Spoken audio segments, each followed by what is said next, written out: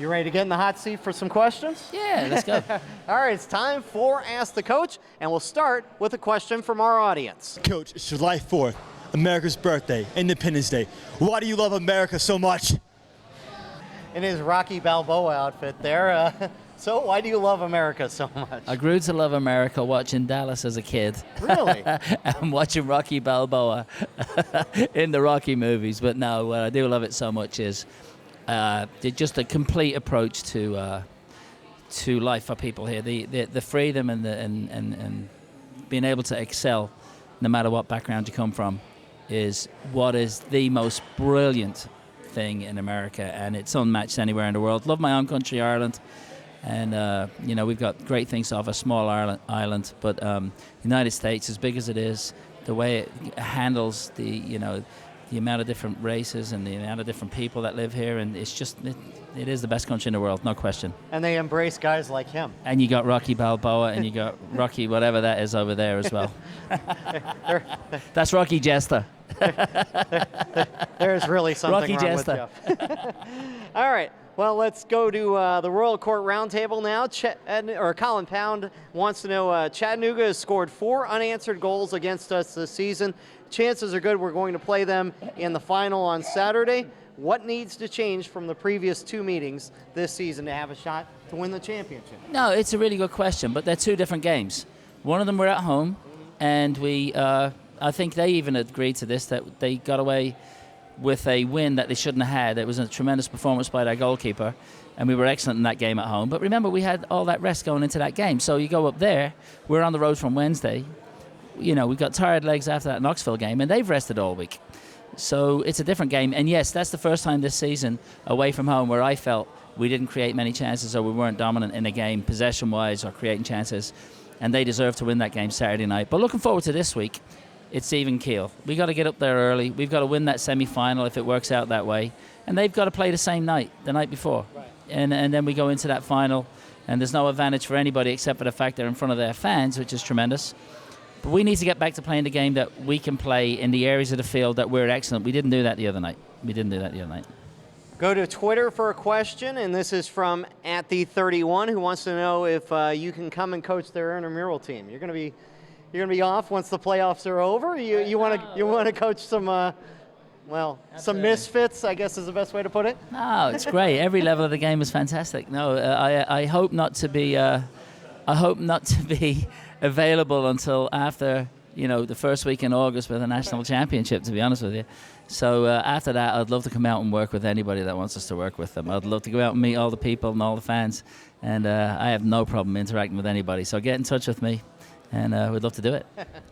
Another question from the Royal Court Roundtable. With soccer players seemingly free to move as they wish to the big clubs like Man U, Bayern, and Real Madrid, why do you think there's so much backlash against players that do the same in American sports, as in LeBron or Kevin Durant, as we heard this week?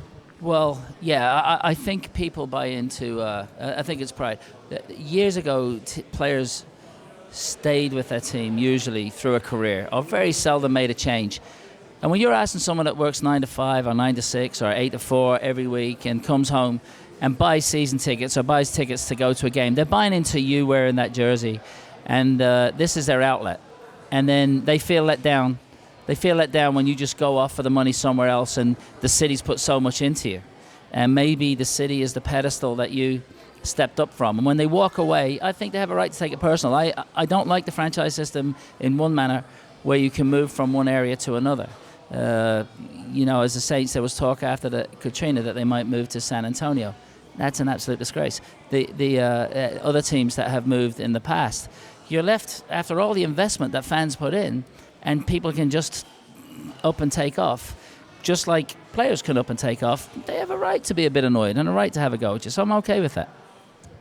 And we just saw it in the NFL this past year as the St. Louis Rams moved to Los Angeles. And again, this week in the NBA, Kevin Durant going to Golden State, leaving Oklahoma City behind. Time for one last question from the audience. So with the Euros being the first major event that changed the rule that you have to move the ball forward on a kickoff, what would be one rule that you would change if you were in charge of rule making in the sport?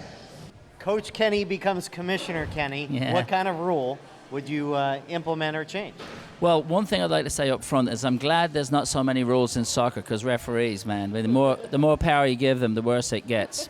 There's two things I'd like to say. Is I do not like the discretion in the offside rule, that referees have too much power on that. And I think it needs to be black and white, and we can adjust the game. I know why they did it. They want it to be a more exciting game, but it's very, very difficult to deal with. And I like that to be more black and white. However, the more important thing is technology. There's critical moments in games that can change games, and a lot of fans may or may not know this, and referees certainly don't know it. But when you're playing a game and a referee makes a decision and it's a mistake, whether he may not have seen what happened, but when it comes down to a penalty decision, a goal, ball crossing the line, I know we have technology now that's looking at that, but I think every goal that's scored should be reviewed before the kickoff takes off. It doesn't impact the game, because the game doesn't. We don't want to stop the flow of the game, because that's why we don't want technology and we don't want all this stuff. But when you score a goal or somebody is awarded a penalty, which is a very likely goal-scoring opportunity, I think they should review it, because the game is stopped, the whistle is blown, nothing's going to happen until you actually strike the ball for the penalty or you retake for a kickoff.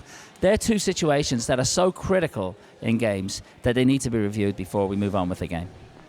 Along those lines, we saw in Euros they've brought in a goal line official to watch things. Are you in favor of more officials? Like, would you prefer a linesman in each quadrant rather than one per sideline? No, I think it's fine the way it is. As I said, if you had the other rule where a goal or a penalty decision was reviewed before the game was restarted, I'd be all right with it. I think those fifth officials are a waste of time. If anything, just have one of them that is watching everything on video upstairs in a skybox. That's his job, is to say, no, listen, you got that one wrong. That wasn't a penalty, or you can award a penalty, but it can be reviewed, and he's looking at that very quickly. I'd prefer to have a guy upstairs in the box. Even the fourth official, what does he really do except get into fights with people on the sideline? I mean, I don't even know why we have a fourth official, to be honest with you. I'd prefer to have no referee, but an administrator on the sideline. I'm being honest with you, because they're all looking to score points, because they all want to move up the ladder, so they all get involved. Less referees, one in the center, two sideline officials, an administrator instead of a fourth official, and the fourth referee in a box with we have so many cameras at games, far better way to manage the game. Another terrific round of questions.